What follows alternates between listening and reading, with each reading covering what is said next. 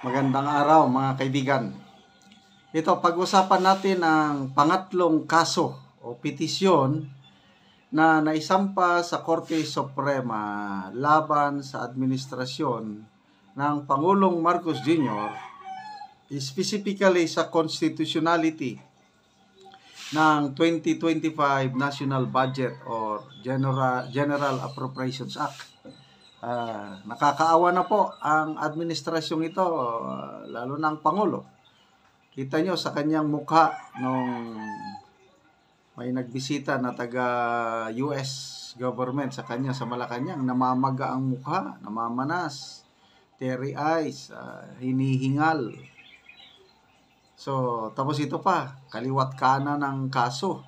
Kahapon, katatapos lang yung oral argument sa Supreme Court tungkol sa PhilHealth issue. Ito na naman, GAA. So, ito, pakinggan natin si Attorney Auron Pedrosa, ang tumatayong abogado ng tatlong grupo.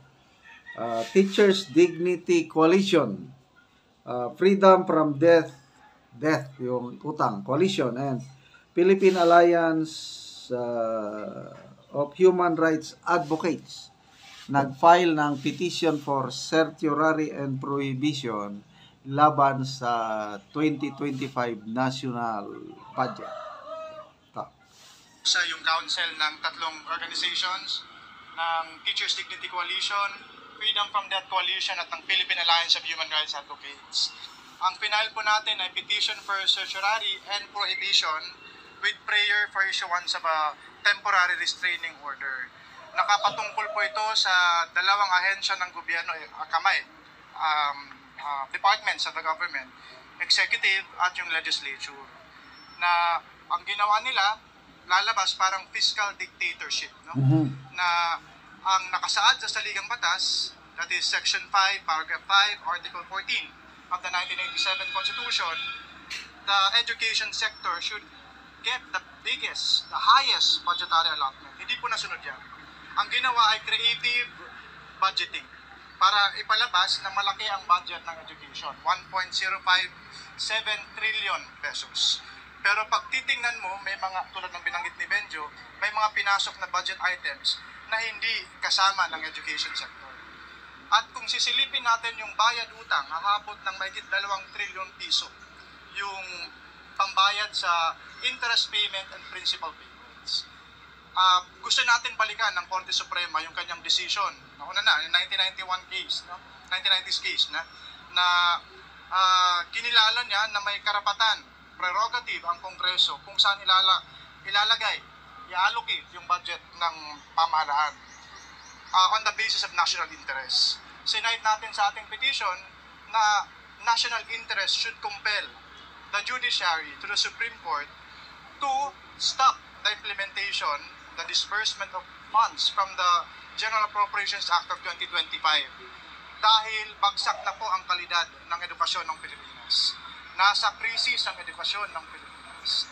At sa ginagawang business as usual na budgeting at creative budgeting, parang di binabaliwala yung ganong klaseng katotohanan. Kaya walang ibang rekurso ang mamamayan, ating mga kaguruan, ating mga human rights organizations yung nakatutok sa utang, kundi idulog sa Korte Suprema. At umaasa tayo na ang Korte Suprema ay ititigil itong impunity. Sabi nga natin, government neglect which borders on the criminal. Kasi pinalabas nilang malaki yung budget ng education, na hindi naman, that is not the case. Hindi pa natin sinama dito sa petition natin yung mga ayuda, yung mga kinaltas na mga social services katulad nung pagtugon sa krisis sa klima at iba pa. Nakasentro tayo dito sa simpleng usapin. May karapatan ba ang executive and legislative branch na baliwaliin ang 1987 Constitution? May karapatan ba ang presidente, ang Speaker of the House, ang Senate President, who both embodies the Congress, na hindi sundin yung constitutional mandate na yan? At gusto natin bigyan linaw yan, kaya dumulog tayo sa Korte Suprema. Hindi dapat ba buong budget? Opo, yes. Kasi yung buong budget, apektado. may mga items doon na sinalaksak, no, sa education sector to make it appear na malaki yung budget ng education. But that discounts, sabi ko nga, yung pagbabayad sa utang, principal and interest payments na mas malaki ng doble kaysa sa education budget. At ito ang kalakaran for the longest time.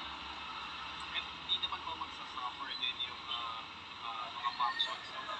Hindi, mayroon po tayong, may kapangyarihan po na mag-reenact yung budget. Ibig sabihin, yung budget noong nakaraang taon ang magiging batayan para ipatupad para sa pangangailangan ng ating operations, ng government operations sa ngayon. Ang gusto natin, dapat maganda, maayos yung sistema ng pagbabudget. Hindi nakakompromiso yung mandato ng gobyerno at yung karapatan ng mamamayan. Sa kanila po. Okay, so salamat dito sa Teachers Dignity Coalition, Freedom from Debt Coalition, and Philippine Alliance of Human Rights Advocates. Pangatlong petition na po yan. Ang pinakauna po, yung grupo ni Congressman Ongab at Attorney Vic Rodriguez. Pangalawa, yung grupo ni dating Supreme Court Justice Antonio Carpio at Professor Cielo Magno, Juan Sambayan at Sanlakas. Ito, pangatlo na ito. At sana bilisan ng Korte Suprema ang pagtalakay dahil instead na talakayin na sana April 1 to 3 yung petition ni Attorney Vic, na postpone naman, napunta ng after election. May 19 na ba yun? Wala na, naubos na. Mauubos ng budget. So paano yan? So sige na lang, mas mabuti at basta malaman lang natin yung desisyon ng Korte Suprema kung ito, panibagong anggulo na final is yung mas malaki pala yung debt repayment. Maabot ng 2 trillion pesos kumpara sa budget ng education. So, panibagong anggulo yun. So, kumusta na ang ating presidente? Kaya pa ba niya sa lubungin yung kaliwat kanang problema? Dinagdagan pa nila. Pinakamalaking problema nila, itong ginawa nila kay PRRD. Pag-aresto, pag-kidnap, dinala sa ICC Netherlands. Kaya galit na ang taong bayan. Okay, salamat mga kaibigan sa inyong pagsubaybay sa ating channel at nakakatulong kayo ng malaki sa Tribong Talanding sa Bukidnon. Ang income natin ay tinutulong sa kanila na namimigay tayo ng libreng yero at pako para ma-repair ang sira-sirang bahay ng Tribong Talanding. Panoorin nyo ang video na ito. O karon mao na ni ang ihatag sa tikalaan nga yero. Oh, pati naman. Sulod. Sige. Oyang ko tiga.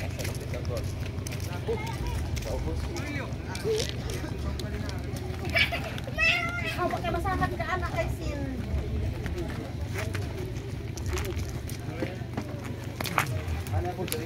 Ug mao na ni nga balay ang hatagan namo og yero. Ug mo na ni ang natagaan na mo gero, ug mo na ni ang mga bulsot sa ilangero, ug makita nato nga gisumpay-sumpay lang kay mga gabok na manggod ang ilangero. So karon abot na gyud ang ilang hero, ug nagpasalamat sila sa Ginoo. Angkol, unsa inyong maistorya angkol nga abot na ang inyong hero, makaatop na mo og bag-o? Ako magpasalamat ko sa Ginoo. Oo. Kay nakaabot ang sinya gihatag. Oo. So ako magpasalamat ko sa Ginoo nga maayo kay ang Ginoo ug kuwasan nga magpadayon ang inyong pagpanghatag. Kay daghang pa ang kinahanglan sa mga tabang. Oo, nga salamat ninyo sa Ginoo. Oo. Naghatag ang Ginoo sa amo og panalangin. Naghatag ang Ginoo og panalangin. Oo. Salamat kaayo. Oo, ug labi na ang nagtabang ini angkol. Oh, labi ra ang nagtabang ini. Oo. Pananginan sa Ginoo usab siya. Magdakam pang iyang matabangan. So karon mo na ni inyong balay angkol kung mag-ulan, so galisod na gyud mo kay labi na nga naa di ang inyong lungangganan. So karon mo na ni kabasa na ni basta na ni mo nilang kahimtang sa ilang balay. og lisod gyud sila kaayo. Ilang mga dingding in taon og kini nga balay Kana pa gani di ako. kagubaon na gyud. Ana dia. Oo. Okay, so mao na ni ang ilang kahimtang sa ilang balay. So mao ra to Uncle, salamat. Salamat sa Ginoo. Oo.